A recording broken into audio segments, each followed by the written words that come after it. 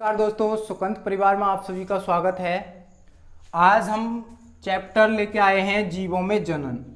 तो जीवों में जनन, तो जनन किसे कहते हैं? जनन किसे कहते हैं? तो जनन जो होता है किसी जीव के द्वारा, किसी जीव के द्वारा, जीव के द्वारा अपने समान संतति उत्पन्न करने की प्रक्रिया या संतान उत्पन्न करने की प्रक्रिया, संतान उत्पन्न करने की प्रक्रिया क्या कहलाती है? जनन कहलाती है। ठीक है, तो जीवों द्वारा अपने समान संतति उत्पन्न करने की प्रक्रिया क्या कहलाती है? जनन कहलाती है। अब ये जो जनन होता है बेसिकली जीवों में दो प्रकार का पाया जाता है। एक तो होता है अलैंगिक जनन और एक होता है लैंगिक जनन। ठीक है, तो हम अलैंगिक जनन को पहले देख लेते हैं, पहले पढ़ लेते हैं। ठीक है, बाद में हम लैंगिक जनन पर भी चर्चा करेंगे।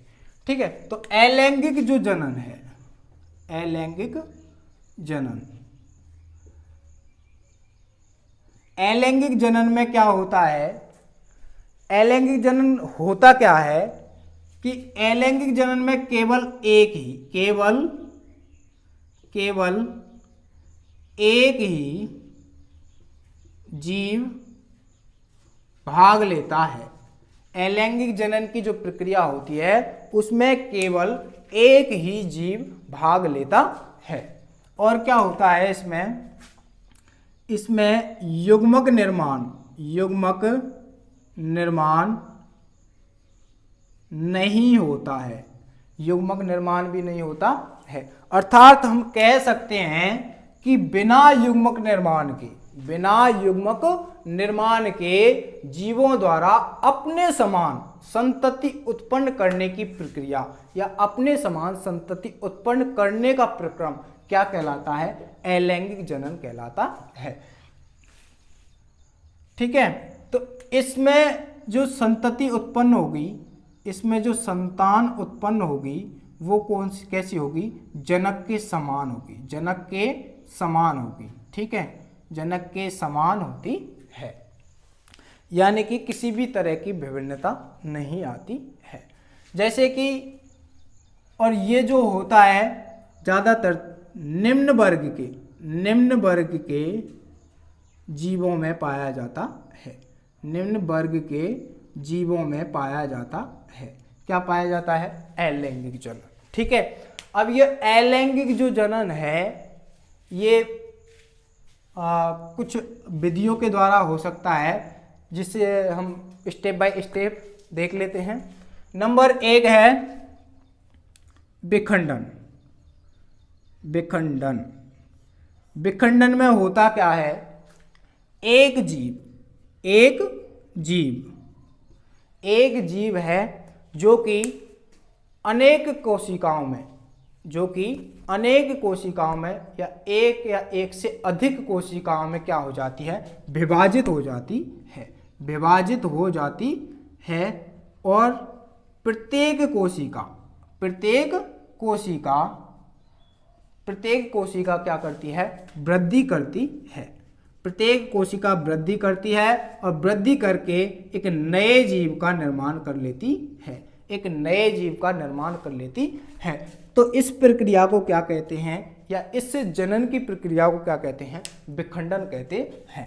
पहले क्या होता है? एक जीव होता है, वो क्या होगा? दो या दो से अधिक कोशिकाओं में विभाजित होता है और विभाजित होकर के प्रत्येक कोशिका जो है वृद्धि करती है और पूर्ण रूप से विकसित होकर के एक नए जीव का निर्माण करती है। तो यह जो प्रक्रिया है विखंडन कहलाती है। अब ये विखंडन जो होता है दो प्रकार का होता है। नंबर एक है द्वैविखंडन। अब नाम से पता चल रहा है द्वैविखंडन यानी कि दो भागों में। अब एक जो कोशिका है, एक कोशिका, अब ये जो होता है एक कोशिकीय जीवों में उपस्थित होता है। ठीक है। अब ये एक कोशिका क्या होती है, विभाजित होती है, और ये क्या कितने भागों में, 2 भागों में विभाजित हो जाती है, ठीक है, यानी कि 2 कोशिकाओं में विभाजित हो जाती है। अब ये जो कोशिका है ये क्या करती हैं, वृद्धि करती हैं। क्या करती हैं दोस्तों, वृद्धि करती हैं, और वृद्धि करके एक पुनः एक नए जीव का क्या कर लेती हैं, निर्माण कर लेती हैं। तो ये एक नए जीव का क्या कर लेती हैं, निर्माण कर लेती हैं। तो यह जो प्रक्रिया होती है क्या कहलाती है, द्वय विखंडन कहलाती है। जैसे ये क्या है, अमीबा। क्या है दोस्तों, अमीबा। अब अमीबा जो होता है कैसा होता है प्राणी, एक कोशिकीय प्राणी होता है। अब ये इसकी कोशिका जो है विभाजित होकर के 2 कोशिकाओं में विभाजित हो जाती है या 2 कोशिकाओं में बढ़ जाती है। अब ये दोनों कोशिका जो हैं वृद्धि करके एक नई नई कोशिकाओं का निर्माण कर लेते हैं, यानी कि इस कोशिका में वृद्धि होगी और एक नए जीव का क्या कर लेगी, निर्माण कर लेती है। तो ये क्या है, पुत्री अमीबा, ठीक है। तो इस प्रकार से जो है अमीबा क्या करता है, जनन। अर्थात अमीबा जो जनन करता है वो किसके द्वारा करता है, द्वि विखंडन के द्वारा करता है, ठीक है। अब विखंडन जो है एक होता है बहुविखंडन। नंबर 1 तो हो गया क्या, द्विविखंडन, और दूसरा क्या है, बहुविखंडन, ठीक है। तो बहुविखंडन क्या होता है, नंबर 2 है बहुविखंडन। तो बहुविखंडन जो होता है इसमें क्या होता है कि एक जीव, ठीक है, ये कोई जीव है, ठीक है, ये जीव है सपोज देन, ठीक है। अब ये जो जीव है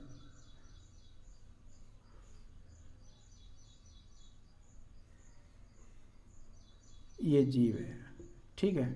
अब ये क्या होता है कि 2 या 2 से अधिक, अमीबा तो केवल कितने भागों में विभाजित हुआ, 2 में, तो ये कितने में, 2 या 2 से अधिक भागों में विभाजित हो जाता है, ठीक है। 2 या 2 से अधिक भागों में क्या हो जाता है, विभाजित हो जाता है, यानी कि 2 या 2 से अधिक कोशिकाओं में विभाजित हो जाता है। और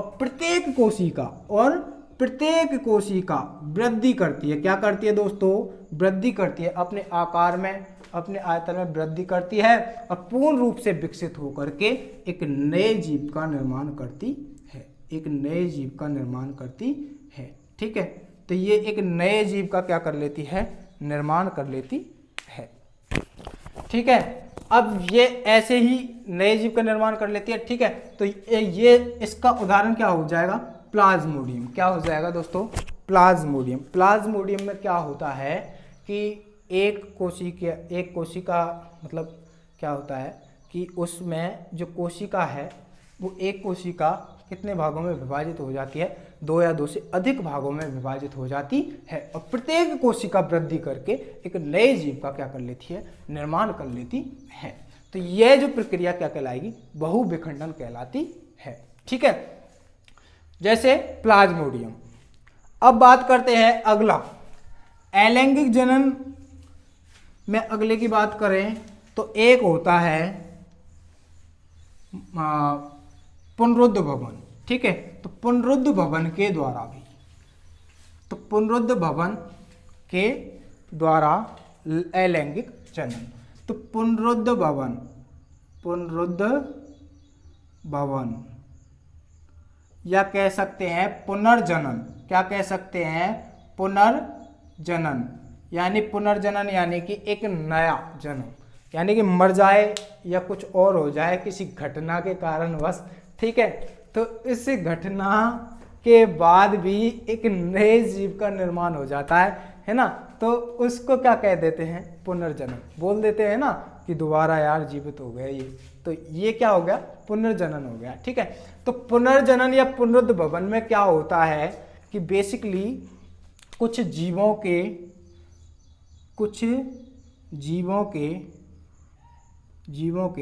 बॉडी पार्ट पर, ठीक है, जीवों के शरीर पर क्या पाई जाती हैं, कुछ कोशिकाएं पाई जाती हैं, जिन कोशिकाओं में पुनरुद्ध भवन की क्या पाई जाती है, क्षमता पाई जाती है। पुनरुद्ध भवन की क्षमता मतलब जैसे कि छिपकली की पूंछ होती है, ठीक है। तो छिपकली की पूंछ में तुमने देखा होगा, छिपकली की पूंछ टूट जाती है किसी कारणवश, है ना, किसी में अटक कर कैसे भी टूट जाती है। टूट जाने के बाद भी दोबारा जो छिपकली की पूंछ है पूर्ण रूप से ऐसी कैसे ही विकसित हो जाती है, यानी कि दोबारा से उगने लगती है, ठीक है। तो उसमें क्या होता है, छिपकली की पूंछ में पुनरुद्ध भवन की क्षमता पाई जाती है ना, ठीक है। तो अब बात करें हम पुनरुद्ध भवन, तो पुनरुद्ध भवन का उदाहरण हो गया प्लेनेरिया। प्लेनेरिया, अब प्लेनेरिया में भी क्या होता है, पुनरुद्ध भवन की क्षमता पाई जाती है। इसकी पूरी बॉडी पार्ट पर क्या पाए जाते हैं, पुनरुद्ध भवन की क्षमता पाई जाती है, ठीक है। ये क्या है, प्लेनेरिया। अब क्या होता है पुनरुद्ध भवन में कि ये एक जीव, ठीक है, एक जीव किसी दुर्घटना के कारण या किसी कारणवश ये 2 या 2 से अधिक भागों में क्या हो जाता है, टूट जाता है या कट जाता है, ठीक है। तो ये जो कटा हुआ भाग है,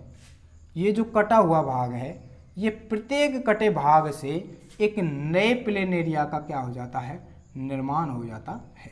एक नए जीव का क्या हो जाता है, निर्माण हो जाता है। एक नए जीव का क्या हो जाता है दोस्तों, निर्माण हो जाता है। तो इस घटना को क्या कहते हैं, पुनरुद्ध भवन कहते हैं। दोबारा सुन लो एक बार, किसी जीव के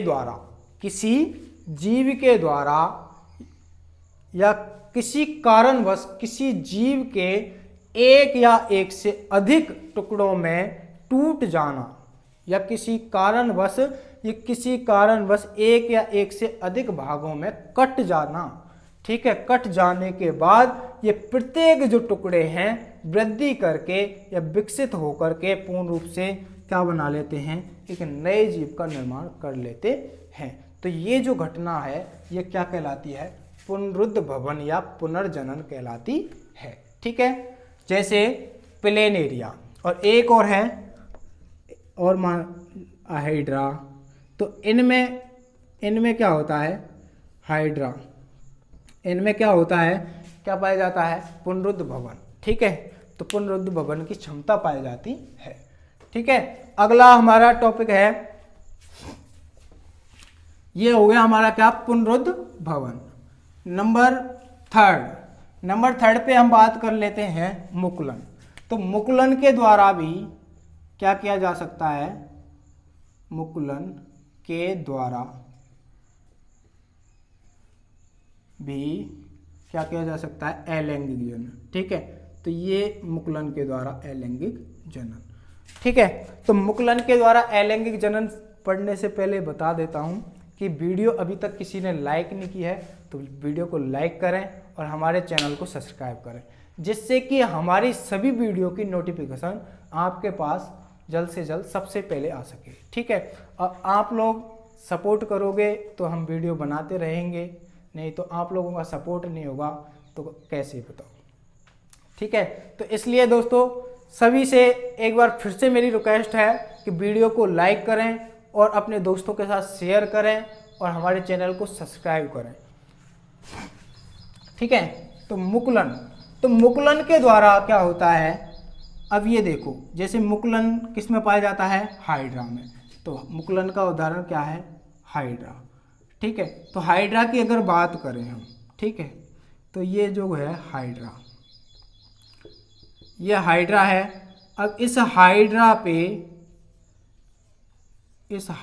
के शरीर पर के क्या होता है, एक अति वृद्धि होती है। क्या होती है, एक अति वृद्धि या उभारनुमा संरचना उत्पन्न हो जाती है। इस हाइड्रा के बॉडी पर या शरीर पर एक उभारनुमा संरचना का निर्माण होता है। इस उभारनुमा संरचना को क्या कहा जाता है, मुकुल कहा जाता है, ठीक है। तो हाइड्रा के शरीर पर या किसी जीव के शरीर पर एक उभारनुमा संरचना का निर्माण हो जाता है, जिसे क्या कहते हैं, मुकुल कहते हैं या कहते हैं बुड्स कहते हैं, ठीक है। अब ये बुड्स या मुकुल क्या करता है, वृद्धि करता है। क्या करता है दोस्तों, वृद्धि करता है।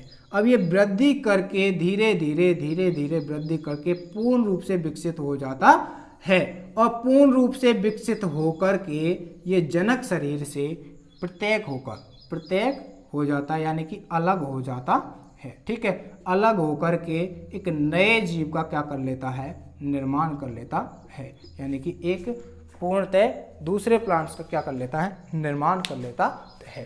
तो यह प्रक्रिया क्या कहलाती है, मुकुल कहलाती है। बात समझ में आई होगी। तो एक बार फिर से देख लो, ये जो हाइड्रा है ये क्या करती है, वृद्धि करती है।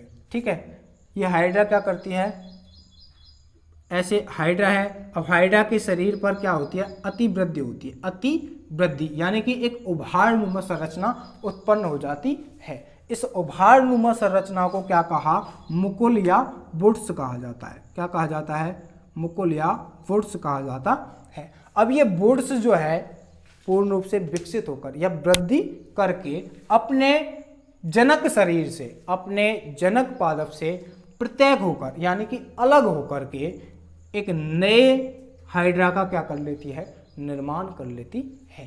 तो इस प्रक्रिया को क्या कहते हैं, मुकुलन कहते हैं। ठीक है,